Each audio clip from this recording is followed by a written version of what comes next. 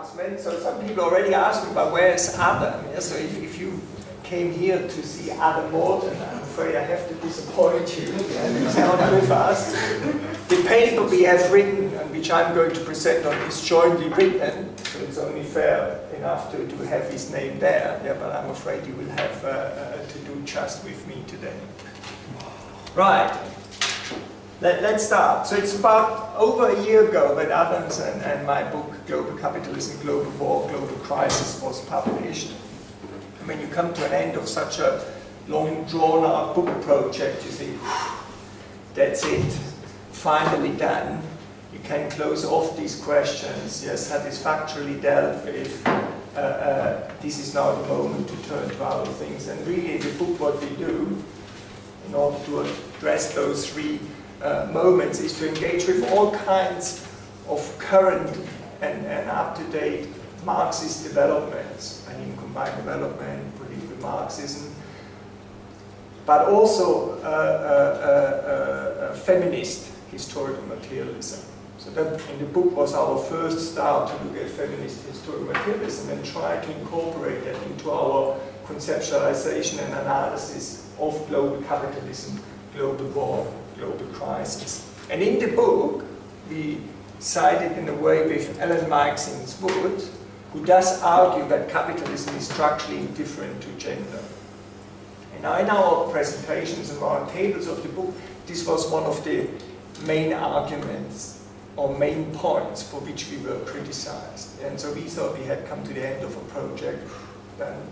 But no, the challenge was basically to re-look at that issue of how patriarchy interrelates with capitalism. How can we understand it? And what is the meaning of that interrelationship for today? So in a way, this paper, this joint paper with Adam, is our first attempt to respond to these criticisms and re-look at the question whether capitalism is really structurally indifferent to gender. Yeah, could we have a capitalist order where there's perfect gender equality? Would that be possible? And I'm going to do that in the following steps. First, I'm going to provide a critical reappraisal of social property relations approach. And in a way, a lot of the themes I'm going to discuss will connect back to what we've already been dealing with today. I will then reflect on the role of the witch hunt in the emergence of capitalism. Here too, already we had a presentation. And I will then conclude through a focus on the ongoing violence against women as part of continuing capitalist accumulation. So critical appraisal of social property relations approach. So very much in the book already, but still do follow in a way the approach pioneered by Robert Brenner and Ellen Meiksins Wood, the social property relations approach, and really argue that it allows us a way of understanding the historical specificity of capitalism. Yeah, what is specific? A lot of mainstream approaches, they start by saying, oh well, we analyze developments in international political economy. On the one hand, there's the political, on the other hand, the economic, state, market. They take that unquestioningly as their starting point. Whereas we would argue, and so the property relations approach, I think, allows us to do that, that we actually have to look at why do those two appear as separate, the economic and the political. What is specific, historically specific about capitalism, which leads to this independent appearance? That's where we would argue, well, we look at the way of how production in capitalism is organized. Right? So this is pictured by Capital Volume Karl Marx, workers at the furnace in the factory. Yeah? So the argument is, in order to understand the historical specificity of capitalism, we need to look at how in capitalism exploitation is organized around wage labor and the private ownership of the means of production. And that, of course, by the way, is a very different definition of capitalism than Jarosz Banerjee's definition earlier on this morning.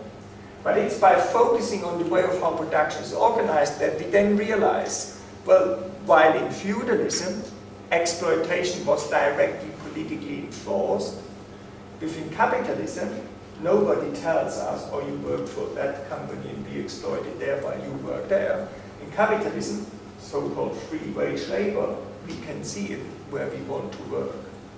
But of course, if we don't own the means of reproduction, we have to sell our labor power. It's this indirect enforcement of exploitation which then leads to this separate appearance of the economic and political, the market and the state. And that's why we would argue we need to go back and analyze in capitalism the organization of production. And quite crucially, what does that mean then for state formation? And that goes also back to work you have done, Benno, and also Hannes Lacher, that it was very specific in England, and I quote from Alan Markson's Wood, state formation took the form of a cooperative project, a kind of division of labor between political and economic power, between the monarchical state and the aristocratic ruling class, between a central political power that enjoyed a virtual monopoly of coercive force and an economic power based on private property in land more concentrated than elsewhere in Europe. And that's of course Robert Brenner's argument that the very specific social relations of production, capitalist social relations of production, emerged in England first, the kind of emergence of agricultural capitalism. And so it was in England that the state formation had this very particular form. Elsewhere in Europe, however, we had this emergence of an interstate system of absolutist states. Initially, the emergence of capitalism took place in England, and then capitalism emerged outward through an already existing interstate system of absolutist states. That is also important for our argument about patriarchy, and that's your book, Benno, which in a way makes that claim, and we find that convincing and draw on that. But I said it was a critical appraisal of the social property relations approach, and I think there are three problems we want to identify. First of all, there's this creeping binary dualism. So yes, on the one hand there's feudalism, direct political exploitation, then there's capitalism, where this indirectly economically organized extraction of surplus value. But of course, in historical reality, it was never really either that or that. That's where Jairus Banerjee comes in and says, look, you can't just say there's one form of exploitation in capitalism. There are always several forms at the same time. And this binary, there is a danger in the social property relations approach, but we take that as an uncritical actual existence of capitalism. There's also the argument that market dependence would dominate all other areas of life, that everything can be reduced to this kind of way of how capitalism is organized around the market. And there comes, of course, the rethinking Marxism tradition come in, and they say, well, there's a capital-centric way of looking at capitalism, overlooking the kind of still existing non-capitalist space and the possibilities of alternatives coming out from this non-capitalist space. And the third limitation, we would argue there's a misunderstanding of identity politics, and that's where we come to this kind of structural necessity of patriarchy. The first point about capitalism is that it is uniquely indifferent to the social identities of the people it exploits.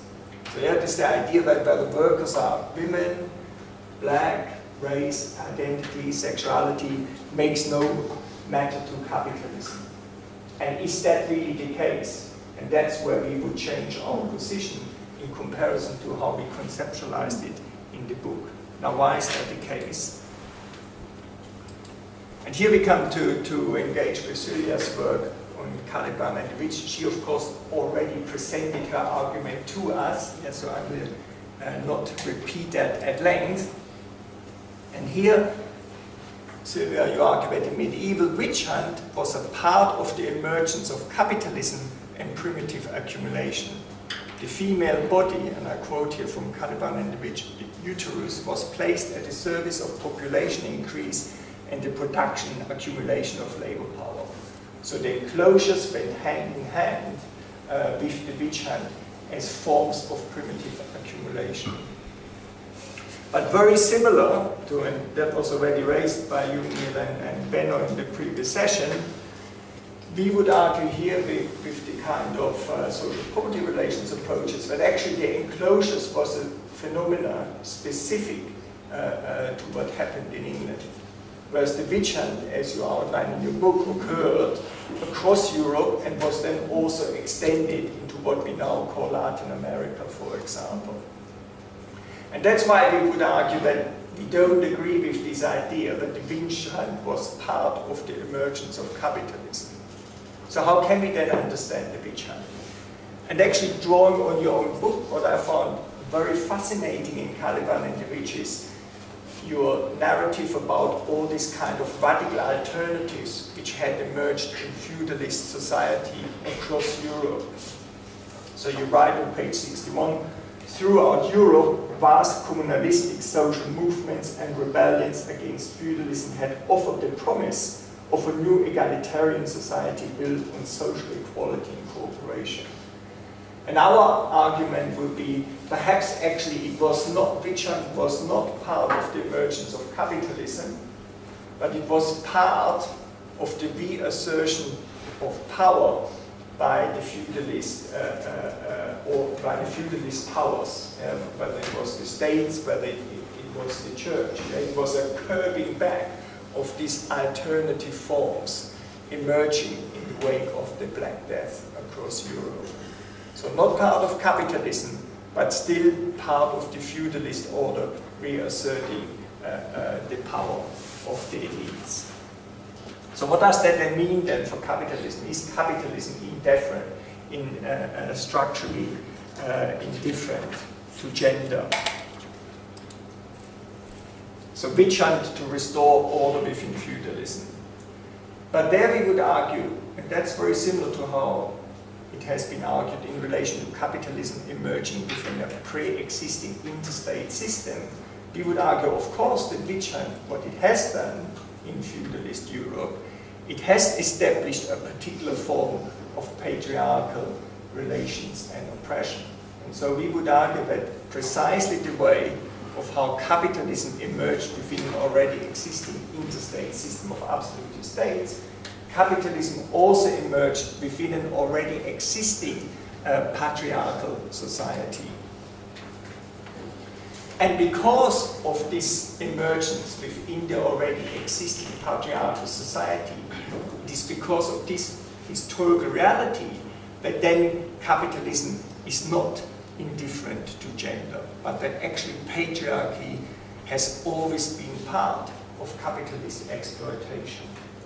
And we quote here from Maria Mies in her book in 1986, "It is my thesis that capitalism cannot function without patriarchy, that the goal of this system, namely the never-ending process of capital accumulation, cannot be achieved unless patriarchal man-woman relations are maintained or newly created.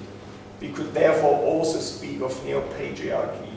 Patriarchy thus constitutes the mostly invisible underground of the visible capitalist system.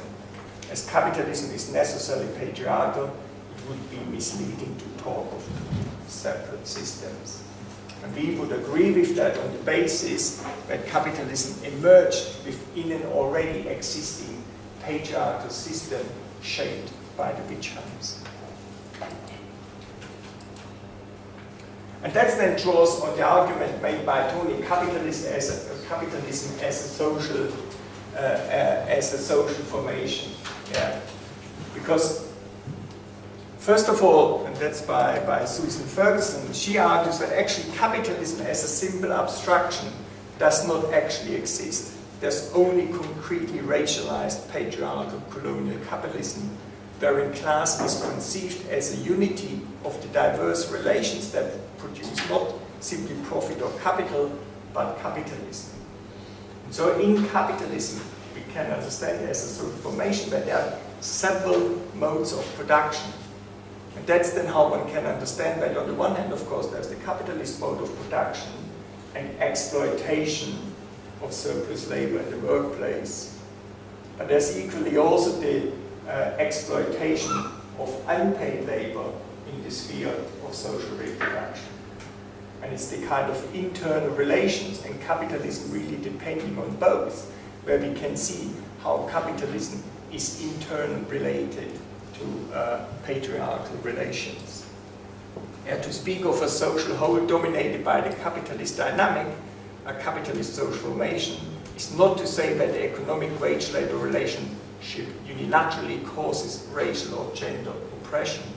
It is to suggest rather that all social relations are integral to a complex social formation which is broadly organized in accordance with capital's drive for accumulation and profit. So what does that then mean for our analysis of capitalism in its patriarchal versions today? So capitalist accumulation, as already said, depends on the exploitation of wage labor, as well as the appropriation of unpaid work in the sphere of social reproduction. And one example here would be, for example, austerity in the Eurozone crisis, where research has shown that public sector and welfare service cuts have predominantly affected women. And so the moment you cut back public sector jobs, which often predominantly had been taken up by women, the moment you cut back this particular part of the economy, it negatively affects women more than men. Equally, the moment you cut back welfare services, where we know that women are predominantly also responsible still for caring services, they are more negatively affected. The privatization of certain care services immediately then puts pressure on women. So we can see how this kind of capitalist restructuring, the intensification of exploitation, has a very clear gender dynamic in the way of how it was played out in response to the Eurozone crisis. Equally, there are ongoing moments of primitive accumulation, including political violence in processes of economic expropriation. And so again, here we see there's not this kind of clear separation between, on the one hand, feudalism, political enforcement of exploitation, capitalism, only indirect economic exploitation, but those two moments still also overlap. And one example would be the unity of coercion and exploitation in drug wars, where we have this prevalence of femicides going along with this kind of the border conflicts between the United States and Mexico. I also thought when you gave your lecture on Saturday in Nottingham City Centre, you made a very good example where you said in relation to land grabbing, but very often the tactic is to brutalize women as a signal to the communities that look what happens to you if you're not going to comply. And then once this happens, then communities are moved from the land and mining companies or extractive industries can move in and carry on with the exploitation of that particular resource. But I also thought about how to end on an optimistic note, because if you think in terms of how patriarchy is always internally related to capitalist exploitation, that also means that we have to rethink perhaps the way of how we can conceptualize resistance. And here I would argue, if you look at the recent work of social reproduction theory, we can see how increasingly it is argued that it's not just the struggles in the workplace which we need to understand as class struggle, but it's really also the struggles in the sphere of social reproduction which equally are part of class struggle, which are equally part of struggles against the exploitation by capitalism. So here she argues, T.C. Bhattacharya, these reflect, I submit, those social needs of the working class that are essential for its social reproduction. They are also they also are an effort by the class to demand its share of civilization. In this, they are also class struggles, yeah, extra workplace struggles, struggles for cleaner air, better schools, against water privatization.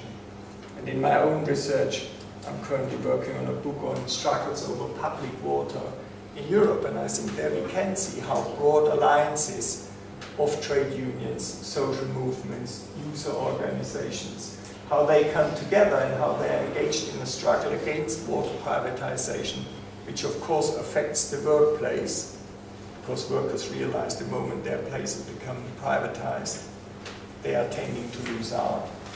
But it's struggles which also affect the sphere of social reproduction, the need to access clean water for drinking, for sanitary reasons. And that's where then all these social movements come in. So you have here actually class struggles across the sphere of production and social reproduction. And in a way, again, so it's not just oppression through these internal links between patriarchy and capitalism, but it's also in resistance we can see how that actually reaches across those different dynamics. Thank you.